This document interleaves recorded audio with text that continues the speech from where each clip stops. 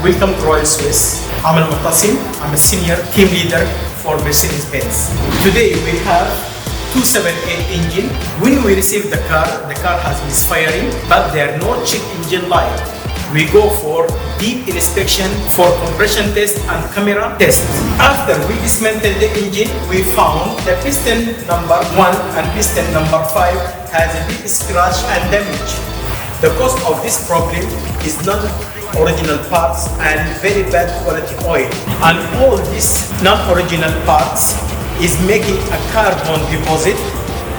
All this carbon deposit is stuck in the intake valve, and one by one, all this carbon is going inside the cylinder and is stuck between the piston and the slaves and start to make deep scratch on the engine. That's why we will go to make overhaul for the whole engine for new slaves and piston.